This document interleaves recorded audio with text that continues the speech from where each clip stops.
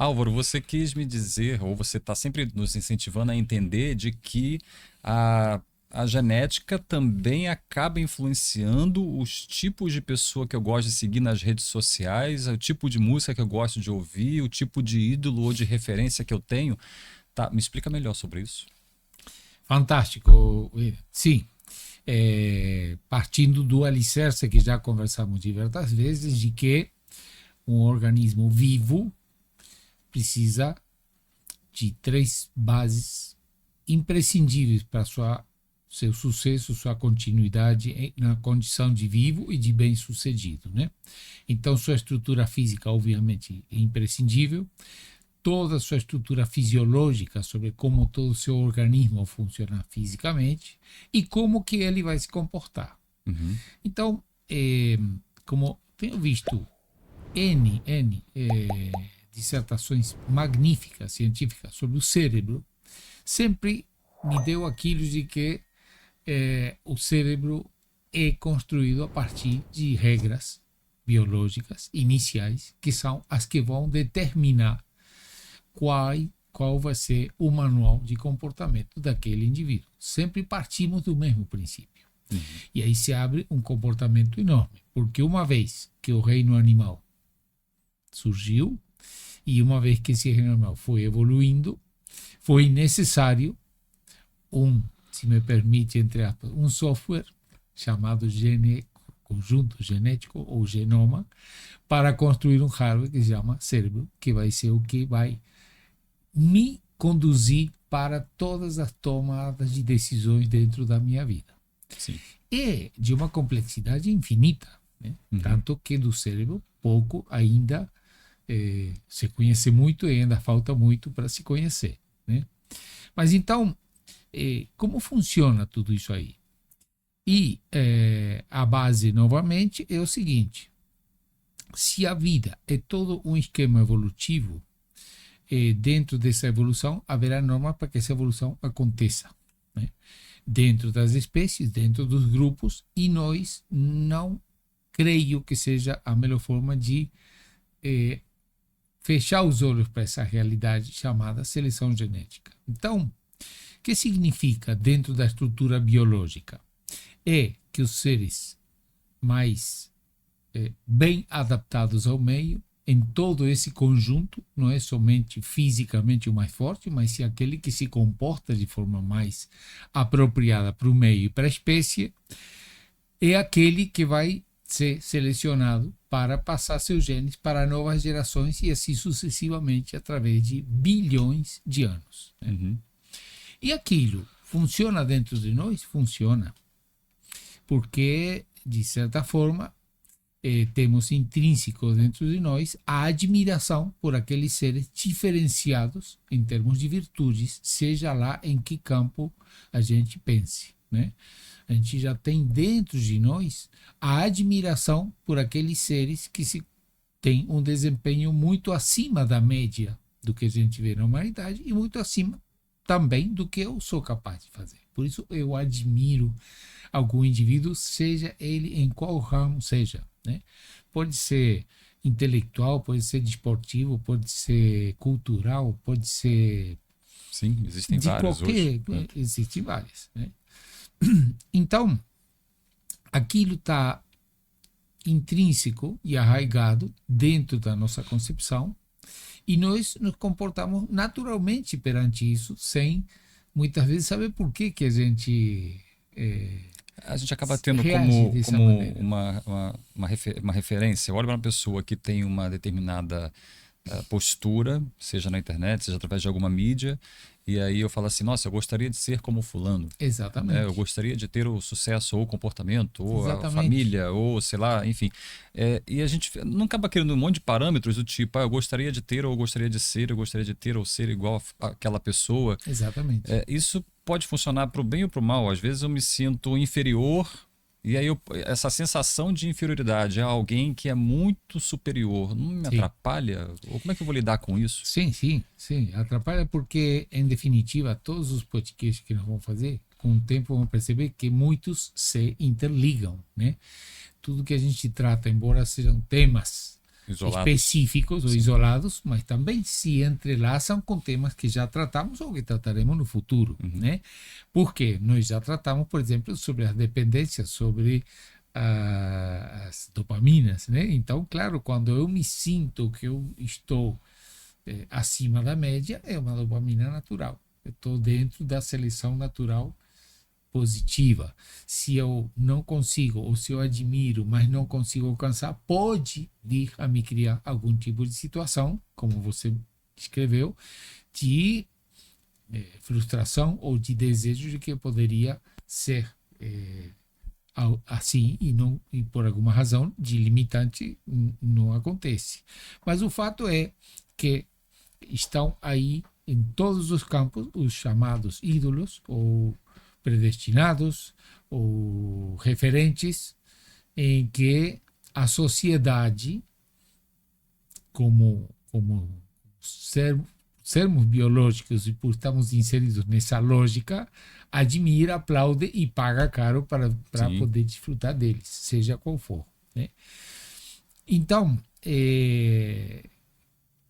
a reação é não só de admiração, mas também, e isso a gente vê com muita clareza, por exemplo, você vê os cantores sertanejos, aquele público enorme de dezenas de milhares de pessoas que vão lá para curtir aquilo, e é uma reação natural, que não nos deve envergonhar, de que gera uma libido enorme nas meninas, se são masculinas ou vice-versa, porque aquilo é uma evolução genética com a qual eu adoraria misturar meus genes para formar uma nova geração, onde a lógica diria que por seleção natural vão nascer seres superdotados dentro do campo que eu adoro, né? Se eu adoro música, vai ser na música; se eu adoro esporte, vai ser no esporte; se eu adoro medicina, vai ser na medicina; se eu adoro qualquer outra profissão. Isso gera aquela situação de empatia, porque em definitiva o resultado de uma nova geração é a união do componente genético do pai e da mãe, em que justamente se cria essa empatia que tem implícita. Poxa, esse é um ídolo, esse é um cara diferenciado geneticamente, e para mim seria maravilhoso criar uma nova geração com indivíduos a partir de um diferenciado geneticamente. Mas eu te faço uma pergunta, ok? Eu vejo dois caminhos se apresentando aqui. Por exemplo, se eu gosto do Andrea Bocelli, porque eu vejo que ele é um cantor maravilhoso, aí eu percebo que o filho dele tem um talento excepcional também e canta tanto quanto ou parecido com ele. Porém, eu não sei dizer, até mesmo por pesquisa, de repente pode até pesquisar aí no Google, se o pai dele ou o avô dele eram cantores, e de repente não eram. Claro. Né? Não eram, e a partir daquela pessoa, no caso do Andrea Bocelli, ele começou a ter essa... Bom, então, em que momento a genética influencia numa pessoa que brotou do nada? É minha mais profunda especialização, porque poucas pessoas sabem, mas eu tenho mais de 60 anos que estudo essa parte genética em animais domésticos, né? Então, o canário, que é um passarinho, talvez o animal desenvolvido com mais variabilidade genética, é um laboratório incrível para saber como que isso funciona. Então, funciona da seguinte maneira: permanentemente está havendo mutações, né? Mutações genéticas tendentes à evolução, mas não obrigatoriamente isso é uma regra, não é matemático. Há uma certa lógica em que indivíduos com alta aptidão genética possam produzir filhos com melhor aptidão, mas às vezes acontece o contrário, uma mutação regressiva. Dentro do que seja seleção genética, agora já pensando no que seja a zootecnia, sempre a ideia é aproveitar aqueles exemplares que se diferenciaram fisicamente dos outros para multiplicá-los e dessa forma avançar em animais mais produtivos, né? Então, obviamente, o touro campeão de Uberlândia ganha um valor material porque se sabe que ele tem uma capacidade genética de conversão alimentar, de melhor crescimento, de diâmetro escrotal, de produtividade, etc., melhor do que os seus, digamos assim, os concorrentes os outros dele. concorrentes da mesma espécie, né? Então, dentro da genética, e na parte física existe uma certa lógica, e na parte comportamental nós temos essa coisa de que o indivíduo que eu admiro, em potencial, é uma evolução dentro da minha espécie em comparação com outros que não têm essas virtudes, né? É uma garantia? Não, nunca será, né? Mas é um sentimento inconsciente que nós temos, pensando de que aqueles que nós admiramos são seres que vai nos dar a possibilidade de ter novas versões da minha espécie em evolução também. Os filhos do Messi serão craques? Parece que alguns sim. O filho do Pelé jogou futebol, não chegou nem aos pés do que ele era. Mas a genética não chegou mas a nos admiração não chega a enxergar tanto assim como ao ponto de dizer o que vai acontecer com as outras gerações. Mas a admiração é de que o indivíduo que se diferenciou da média. Se diferenciou na média é porque ele foi constituído por virtudes que eu, por exemplo, posso não ter, né? E está intrínseco em nós. É uma coisa que nós permanentemente buscamos a admiração, né? Se você está no campo da computação, quem é o cara que está à frente da inteligência artificial no momento? O que esse indivíduo conseguiu, que virtudes ele tem de capacidade produtiva que eu não tenho, por exemplo, né? E isso opera em nós permanentemente, porque em definitiva o que nós vamos para admirar, qual seria a explicação intrínseca de tudo isso? É admirar como a minha espécie, da qual pertenço e, portanto, me orgulho, está produzindo a cada tempo seres mais virtuosos do que já aconteceram. Permanentemente, a gente vê nas Olimpíadas, estamos pendentes de um novo recorde mundial. Quer dizer, alguém que já superou tudo que já foi feito pela humanidade até agora naquela especificidade. E isso nos gera admiração. Nos gera admiração por quê? Porque biologicamente a espécie produziu um indivíduo que superou tudo que antigamente apareceu que até foi feito hoje. até ali. E Sim. isso nos gera um entusiasmo, nos gera a própria admiração na sua mais pura expressão e que está ligada à genética completamente. É um indivíduo virtuoso que supera tudo que já foi feito como Homo sapiens até hoje em dia naquela modalidade específica, falando apenas na Olimpíada, mas tem, imagina, em todos os campos a gente vê alguém que, pô, a gente vai no circo e vê alguém fazendo esses barulhos, eu não conseguiria fazer isso. Isso aí é uma mutação de alguém que veio ao mundo com uma capacidade que até hoje não tinha sido vista, né? Isso, de uma certa forma, acaba sempre elevando, num termo popular, eleva a régua. Ou seja, Sim. Aquilo que você falou, né? Um esportista acaba querendo sempre alcançar um recorde anterior, né? Que foi feito por alguém, ele quer, né, ser melhor ainda. Claro. E aí ele vai e alcança, corre mais com milésimos de segundos a menos, aí agora ficou um desafio para o próximo. Sim. Então é uma coisa ilimitada, ou seja, sempre a nova espécie vai estar sendo impulsionada a procurar superar a anterior. Faz parte da humanidade isso. Nós estamos permanentemente buscando coisa que supere o anterior. Faz parte da vida, faz parte da biologia e nós estamos inseridos nisso aí, né? A superação é permanente em tudo. Nós queremos sempre novas versões na tecnologia, nos equipamentos, na nossa capacidade, em tudo que a gente possa imaginar. Então, o que parece muito simples começa a se complicar e aí vamos tentar contribuir para o diagnóstico seguinte. Então, quais são os nossos ídolos? Em muitos casos é legítimo. Um cara que tem uma amplitude de voz impressionante é uma mutação genética. Você pode dizer, sim, ele foi cultivado, ele foi treinado, ele foi educado, sim, mas se ele não tinha a condição original, pouco se poderá fazer em termos de conseguir um desempenho melhor. Há a necessidade da aptidão física ou do dom, que a gente chama, né? Bom, e em que a humanidade um pouco se perdeu em todo esse contexto que é introdutório? Em que o conceito de ídolo foi mudando. Né? E agora vamos associar um pouco ao conceito que tratamos no capítulo 5. Ou seja, que a nossa sociedade aplaude aquele que tem o quê? mais dinheiro. Se tornaram os ídolos, né? E isso nos colocou numa situação de extremíssimo risco. Por quê? Porque o indivíduo, para ser reconhecido, ele tem que ter muito dinheiro, e que grande parte da população incorpora. Está disposto a assaltar um banco para ter muito dinheiro, não é subsistência, para depois ele poder se exibir, e muitos casos é para sentir que as mulheres estão com a libido toda com ele, né? Há um processo ali onde, se me permitem, peço desculpa se alguém discordar, mas meio que se contaminou isso da seleção, né? Se contaminou. E isso nos está nos trazendo problemas gravíssimos. Por quê? Porque a gente vê, e pega um gancho de novo com o último episódio, de que essa parte do consumo e do extremo quanto à posse nos leva a que muita gente entra nisso aí.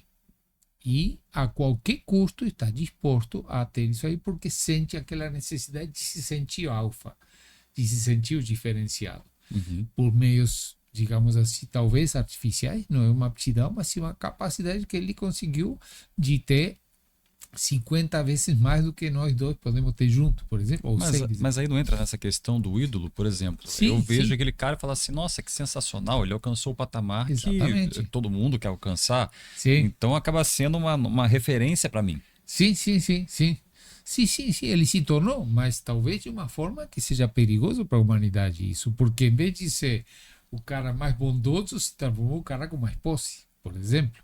O cara mais caritativo se substituiu por aquele que consegue mostrar de uma forma muito original, em termos de biologia, o cara mais poderoso pela posse que ele tem, né?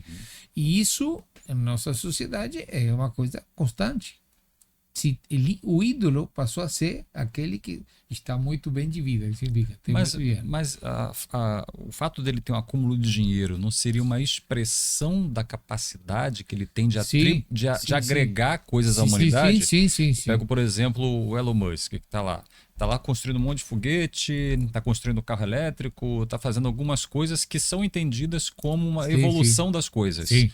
E por ele ter essa capacidade de gerir uma empresa ídolo. espacial, de gerir uma empresa de carros, etc, ele é beneficiado com o que tem de abundância nesse planeta. Perfeito. Não, talvez eu me expressei mal em que sentido?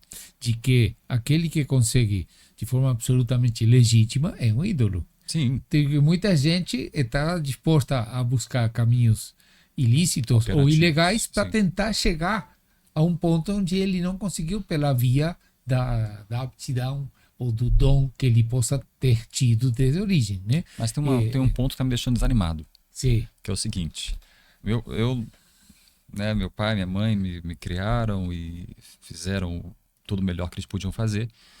Eu pelo menos acredito não ter nenhuma habilidade sensacional, nenhuma coisa que eu olhe e falo assim, nossa, esse aqui se destacou por alguma coisa. Aí, como lidar com a sensação de que, poxa, eu vou passar pela vida e eu não tenho esse gene maravilhoso, não recebi da minha estrutura dos meus avós. E de repente até quem está assistindo agora o vídeo fala assim, não, meu avô, tadinho, ele veio fugindo da guerra, né? Na Europa, um espanhol, um italiano, como é meu caso, né? Espanhol. Minha mãe, tadinha, lá tranquila, uma vida humilde, meu pai também. E o que resta, então? A aceitação, já que eu não tenho um gene que veio do Messi, ou do Pelé, ou de uma cantora famosa, ou do Andrea Bocelli. Como é que eu lido com isso? Eu vou aqui me permitir, porque é uma questão que as pessoas do podcast não são obrigadas a saber, tá. Mas eu, com frequência, vejo o seu Carlos, seu pai, e o brilho nos olhos não está dizendo o que você está falando, não. Ele tem orgulho incrível de você como pessoa, e eu também tenho, porque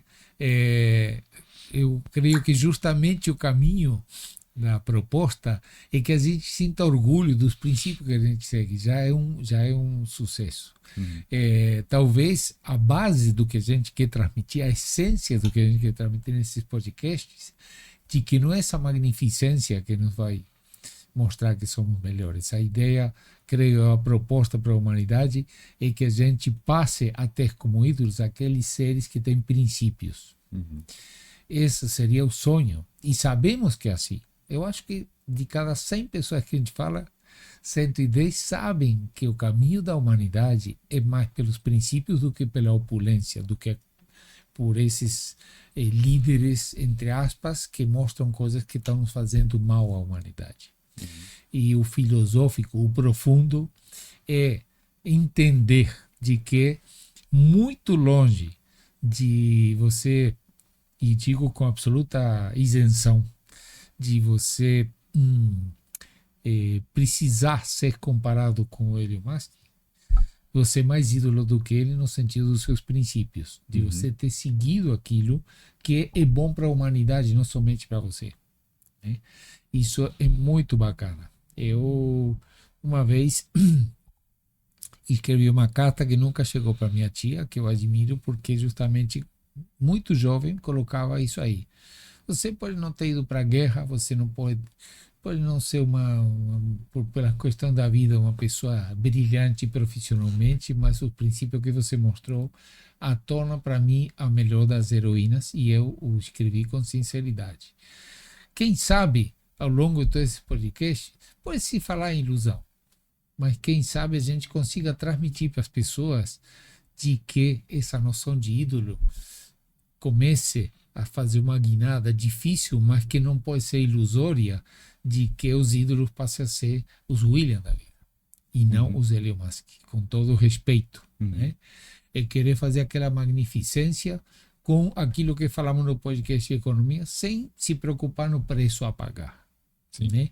E o preço a pagar é caríssimo, porque senão, em vez de ser homo sapiens, nós vamos ser homo egoístas ou homo magnânimos ou homo outra coisa menos o saber. O saber significa entender como funcionamos e nos abstermos das loucuras, nos abstermos daquilo que está nos autodestruindo. O que a humanidade está fazendo hoje, William? E me corrige, ou quem quiser fazer o comentário. Estamos permanentemente tentando tratar dos sintomas, não do diagnóstico, mas sim dos sintomas dos problemas que nós mesmos estamos criando. Mas como identificar um sintoma nessa questão, que é o tema desse podcast, que é falar sobre essa questão da genética que me influencia a buscar por ídolos, né? Em que momento isso é um sintoma? Não, o sintoma é que se nós estamos indo mal, e definitivamente estamos indo mal, é porque talvez nossa estrutura social foi para trás de ídolos que não eram tão ídolos, ou esquecer de princípios que eram muito mais legítimos, muito mais plausíveis do que eu querer a todo custo me destacar numa paranoia, porque no fim fica sendo uma paranoia, para ser reconhecido lá em cima, quando eu, dentro de um mundo com muito mais humildade, posso me sentir tranquilamente tão igualado como aquele que sabe chutar melhor a bola, mas que de repente não tem outros valores que eu tenho, inclusive morais, né? A sociedade está indo para pagar milhões de dólares por mês para o cara porque tem a habilidade apenas de chutar a bola. Sim. Né? E a gente diz, poxa, mas será que isso não é interessante repensar? Qual o pecado de eu querer reorganizar isso aí? Me parece fantástico, adoro escutar um cara cantando assim. Mas quando a gente fala, e o título é esse, o gene caro, não é somente o caro de que para ir para ver um espetáculo você tem que pagar milhares de dólares, não só pelo fato material, mas também pelo fato de ser, isso é legítimo, afinal de contas é um cantor, mas definitivamente, e por mais que possa me dizer, você é um cara muito sonhador ou utópico, admirar muito mais profundamente as pessoas que têm os princípios morais, éticos, não só com si próprio, mas também com aquilo que está por vir, com as gerações que estão para chegar e com aqueles que convivem comigo. Então, eu volto sempre, né, àquela história, porque tocou todos nós no mundo, né, do John Lennon, It's Imagine. Por que não pensar? E num dos trechos da música diz assim, imagina se não tivesse países. O que ele está querendo dizer? Se não houvesse essa coisa de grupos que já tratamos em outro podcast, de estarmos nos tratando como inimigos, mas sim como amigos. Então, como tudo começa por um comportamento genético original, porque afinal de contas, quando tem uma briga entre dois búfalos dentro da manada, para ver quem é o mais forte e, em definitiva, quem vai cruzar com as fêmeas, a fêmea fica observando. Isso é absolutamente legítimo para a evolução das espécies, perfeito. Sempre o macho mais forte, o mais inteligente, o mais lutador, o que demonstra muito mais adaptação ao meio, é aquele que naturalmente vai ser reservado para se multiplicar, para fazer novas espécies, que a genética, pela lógica, vai dar o seu próprio avanço, né?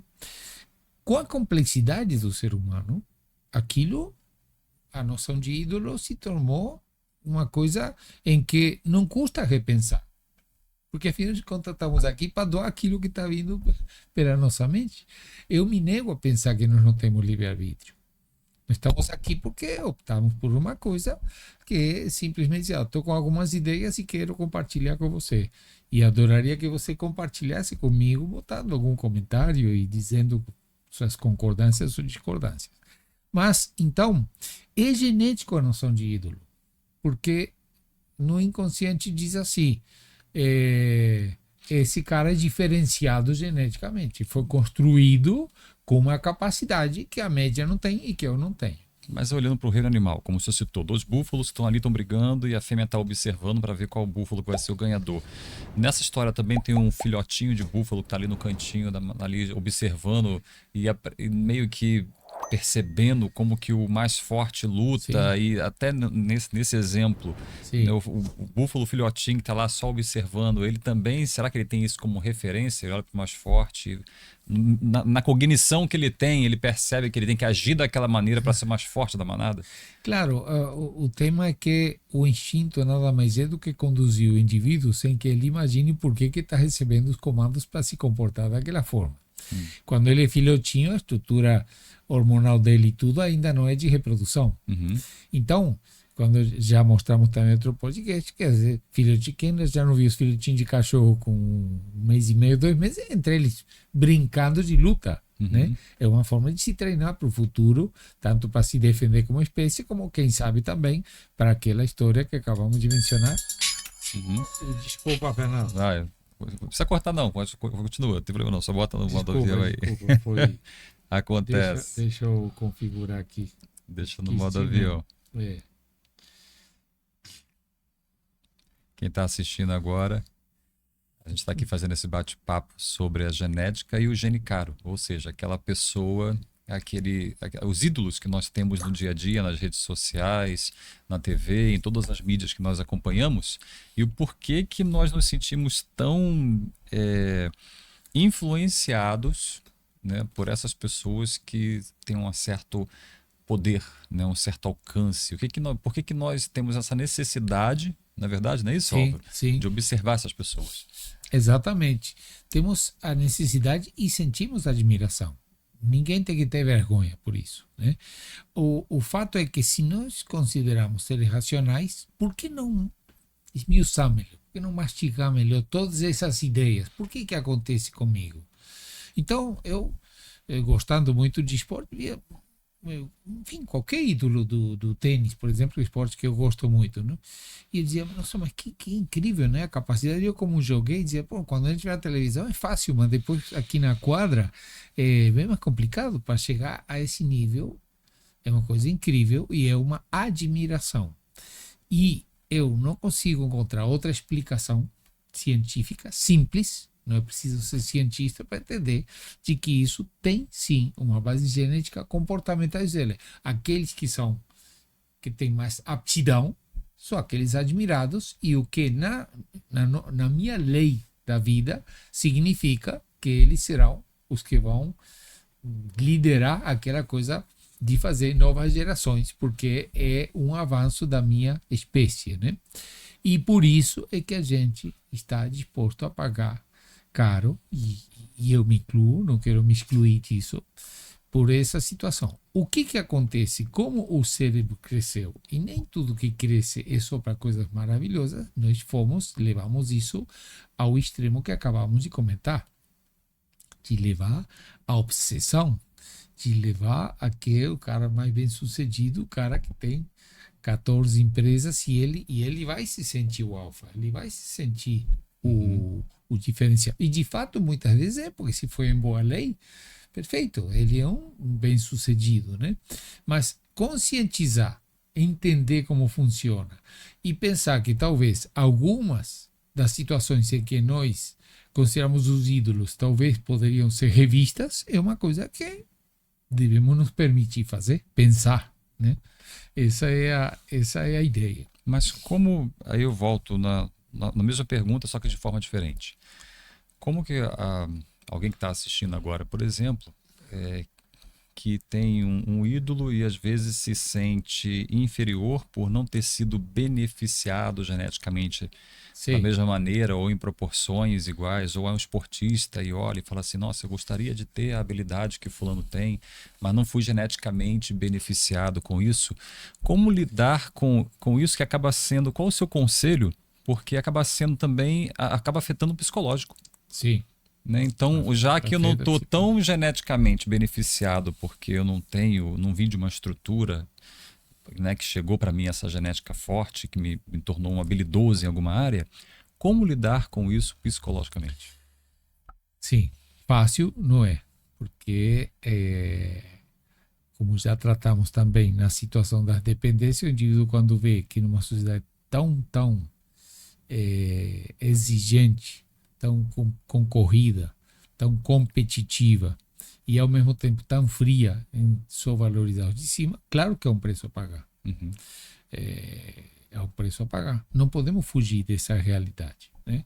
Então, já tratamos isso nas dependências, né? De que o indivíduo muitas vezes, olha, eu não estou conseguindo ser o ídolo. E isso me traz uma frustração, isso me traz um mal-estar. Faz parte de uma sociedade com 8 bilhões de pessoas, onde o que mais cresce são os remédios controlados tarja preta, onde o que mais cresce é a depressão, onde o que mais cresce é suicídio. Os números são muito preocupantes, porque justamente o que temos que analisar com objetividade aquilo que nos dói e que muitas vezes não temos uma solução para isso. Mas, Sim. evidentemente, que uma das saídas que existiriam para a gente corrigir o rumo seria alterar essa noção de ídolo. Pelo menos algumas, né? Então, a primeira noção de ídolo é voltar, quem sabe, talvez seja um sonho exagerado, mas é um sonho, enfim, aos princípios éticos e morais, porque isso é uma coisa que vai se perdendo e vai se perdendo em prol de o cara se sentir um alfa fazendo gol com a mão, ou seja, violando, seja a lei, ou seja, a ética. E isso que nós vemos todos os santos dias e ficamos estarrecidos. O problema é que se somente vemos fulano roubou o banco, fulano matou fulano para pegar com a herança, fulano traiu o sócio ou o cara recebeu uma mensagem de celular pedindo para depositar porque hackearam o WhatsApp. Estão permanentemente vendo o quê? Pessoas que estão dispostas a violar a lei para chegar a uma noção de líder, para ter um poder, de alguma forma, para se sentir inserido dentro de uma estrutura que, gostando ou não, achando utópico ou não, é genética. O cara quer se sentir poderoso. Sim. Para se sentir poderoso, eu quero comprar uma moto de não sei quantas cilindradas, mas eu não tenho dinheiro. Vou violar a lei. E é todo santo dia. Só que o que a imprensa mostra? Sintomas. São sintomas. Fulano roubou, fulano matou, fulano fez isso aqui. E muitas vezes buscando encontrar um espaço dentro dessa noção de liderança que é genética, que ele já tem inserido e não sabe explicar por quê, né? Então, quando a gente fala o gene caro, primeiro porque estou disposto a pagar caro para ver enfim, o Messi jogar no Botafogo. Uhum. Ou estou disposto a pagar para ver um conjunto musical que me parece fantástico, porque a admiração está associada a esse conceito. Muito fácil de entender, né? E aonde está o desvio em que o indivíduo precisa ser reconhecido de alguma forma, como através de muito dinheiro. E esse conceito exclui a noção de sobrevivida. Uma coisa é o indivíduo, uma mãe que o filho não tem o que comer e vai roubar 1 litro de leite. Não é esse o tema que eu estou dizendo. É a necessidade de se sentir poderoso, levando os cordão de ouro, mostrando que tem uma mansão, mostrando que tem um carro importado, para, através daí, se sentir, de certa forma, o líder, conquistar o libido das mulheres e se tornar um indivíduo inserido biologicamente como um alfa para poder sentir essa dopamina do reconhecimento como tal. Não tem espaço para todo mundo na sociedade isso aí. A gente, quando vê os filmes sobre universidade americana, o abandeirado está lá e todo mundo aplaude de pé. E o cara que passou, mas não foi abandeirado, está sentado numa cadeira aí, ninguém está aplaudindo. Isso é lei biológica, né? Há espaço, a pirâmide tem uma pontinha muito fininha. E a gente admira aqueles que estão na pontinha de fininha. Sim. E se a gente quer, porque obcecadamente quer se sentir ali e utiliza meios ilícitos, se cria o caso na sociedade que nós estamos vendo hoje, que é diário, né? Então, é correto pensar que, pelo que eu estou entendendo das suas palavras, né? Se eu volto o meu pensamento, que acho que meio que se mistura, né? A questão psicológica e a genética, ou quem está influenciando quem, nesse caso do ídolo, sim. E aí de repente eu tomo um caminho errado porque eu quero alcançar o que aquele ídolo alcançou.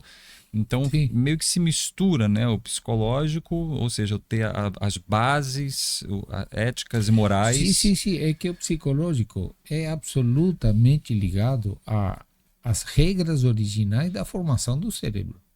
É absolutamente ligado. Não tem como dissociar. Querer só ver o cérebro sem entender de que tem regras que o fabricaram, que estão inseridas, que vêm para cada espécie. Tem as regras muito bem estabelecidas, cada um tem um comportamento. Né? Então, o que eu quero insistir é que conhecer o cérebro é sensacional, mas entender de que ele foi fabricado com regras e que são regras complexas, precisas e irrefutáveis, esse é o ponto. Né? Talvez entendendo de que nós fomos produzidos, né? Temos bilhões de células e o cérebro consome mais de 20% da nossa energia, é porque quando existe um reino que se chama reino animal, onde os mais evoluídos têm uma motilidade e uma série de decisões a tomar para sua sobrevida, existe ali um computador que vai dizer quais são as regras pelo qual eu tenho que me mobilizar. Quais são as regras que determinam? A regra é o seguinte: na manada de búfalo tem 50 búfalos. Vai ter 1 ou 2 ou 3 que serão que vão se reproduzir, que estão lá. Os outros vão ter que se adaptar a estar nessa sociedade de uma forma de não ser o líder, porque a regra é essa. Então é a aceitação, né, de que eu não tenho aquele potencial, mas eu tenho meu papel a cumprir. Sim. Participando daquela sociedade. Exato. Você fala uma coisa muito bonita, né? Os virtuosos que a gente mencionou aqui são virtuosos num único aspecto, né? E a gente conhece N casos de que um cantor maravilhoso e cometeu feminicídio. Sim. Ou se envolveu com tráfico, ou se envolveu com jogo ilícito, ou se envolveu com outras coisas, ou foi um indivíduo que, tirando isso, dentro da sociedade não teve uma contribuição. Então, se inserir é o segredo. Eu não sou obrigado a ser o alfa do futebol, mas tenho muitas coisas pelas quais posso sentir mais orgulho, talvez, daquela situação. Principalmente minha linha de comportamento dentro do mundo social. Né? E, de certa forma, se me permite, peço desculpa, estamos aqui, de certa forma, para isso. Eu não sou o melhor jogador de tênis, né, de futebol, não sou o melhor engenheiro, mas eu estou aqui quero contribuir com a minha sociedade. Isso me faz bem. Mesmo que não seja o alfa de tantas coisas que estão por aí, não sou nem o melhor engenheiro, nem o melhor médico, nem o melhor empresário, mas quero ser o melhor em dizer, tem um caminho sim. Primeiro, de entender, tá? Primeiro, de entender. E segundo, uma vez entendendo, de ter mais facilidade para encontrar meus caminhos em que eu me sinta bem dentro da minha sociedade. De alguma forma, então, sempre cada pessoa acaba descobrindo aquilo que ela pode de melhor contribuir. Perfeito. Perfeito. Tem uma frase que diz: nós não vamos pedir de você o melhor, mas dê o melhor de você. Sim. E isso te torna um ídolo. Isso te torna um herói. Você está absolutamente tranquilo com a sua linha de conduta dentro da sociedade em que você está inserido. Me permita uma coisa, e concorde ou não comigo, que é o seguinte: o indivíduo tem a trajetória. Quando falece, qual a tendência? Ele era muito bom, ele ajudava. Depois que falece, é que a gente exalta os valores que todos nós deveríamos ter durante a vida inteira. É ou não é? É verdade. Se tenta exaltar as virtudes que o próprio coitado de repente não tinha. Mas se tenta exaltar aquilo que nós deveríamos fazer em vida. Era um cara bom, era um cara de família, ajudava os outros, foi um cara honesto. Nunca... Bom, mas por que a gente não coloca em vida aquilo que a gente coloca nos mortos, muitas vezes coisas que nem eles mesmos praticaram? Se tenta exaltar o que deveríamos fazer de fato na vida. Nos transformamos em ídolos, não importa se a gente tem a virtude de chutar bem a bola, de cantar melhor, ou de ser um engenheiro fantástico, mas dizer, dentro da minha sociedade, meu papel principal é cumprir, que é ser um elemento da sociedade contributivo e ético, né? E como eu acompanhei, como já comentei outra vez, muito a apicultura, que é fantástica, porque é uma organização incrível lá, o indivíduo faz sua parte. Rainha tem uma, mas os outros estão aí para cumprir sua missão. Todos são importantes, E porque sabem não brigam, que fazem sua parte. Não não brigam, só não brigam como que são cooperativos, né? É. Então, o que talvez temos que pensar de que essa noção de ídolo cruel é um diagnóstico pesado, mas real, né? Só de a gente exaltar o cara porque tem uma única virtude. É de se pensar, né? E não exaltar aquilo, os William da vida. Te digo de coração. Porque a gente às vezes passa por isso. Mas meus pais esperavam que eu fosse o presidente da Petrobras. Não, eles não esperam isso. Tem muito mais orgulho, tem orgulho da linha ética que meu filho tem. E isso que tem que se cultivar. Isso que tem que se plantar. Essa é a única saída que nós teremos para pensar que no futuro próximo a coisa melhore. Porque nós hoje vemos que aqueles que devem nos comandar muitas vezes são os que menos postura ética têm. Olha o que são os casos de corrupção em política, os que deveriam ser, não, nós vamos ser austeros, são os seres mais caros da nossa sociedade. É, verdade. E diz que estão lá para defender o povo, e quando a gente vê o que o indivíduo representa, quilos de custo para a sociedade, não é possível que esse indivíduo durma em paz. Ele é um ídolo? Não, claro que não. Para mim, não. Para mim, o William é mais ídolo, sem demagogia, mas não há saída. A saída é que nós realmente valorizemos o conceito, inclusive. Como que eu posso expressar? Se nós consideramos racionais, que racionalizemos essa genética. Quer dizer, o ídolo não é somente o cara que tem amplitude de voz maior. Se nós consideramos racionais, ídolo é aquele que dentro da sociedade cumpre realmente o papel de austeridade, de compreensão, de solidariedade, e isso é que nós vamos passar a valorizar. Sem desmerecer. Sim. Adoro ver tênis. E acho o Federer assim magnífico. Mas isso que não me faça não te entristece. Depressivo. Isso. Exatamente. Eu digo, não, porque eu tenho meus valores também. Que eu tenho certeza que se eu sento com o Federer e ele faz a leitura dos meus valores, você é um cara bacana. Então, estamos 1-1 no empate. Né? Mas que tem base genética, tem. Aonde que está a nossa única saída? E vamos falar sobre um podcast bastante pesado sobre isso, né?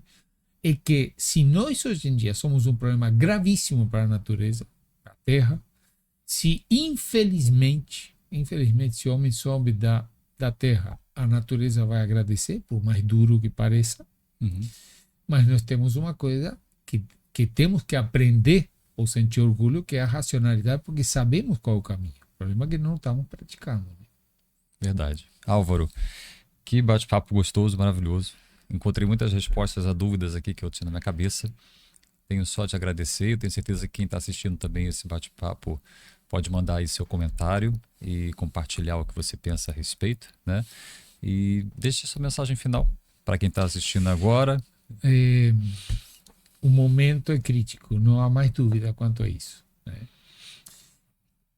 A nossa tábua do afogado é realmente pensar que se somos seres racionais, precisamos aplicar.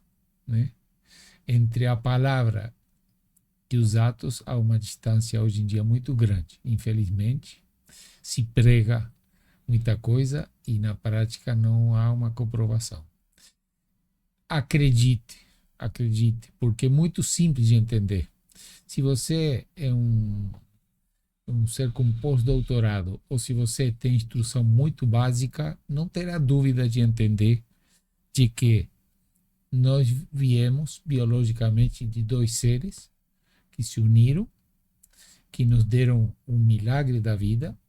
Se você é ateu, bota outro nome, mas em definitiva ela é real.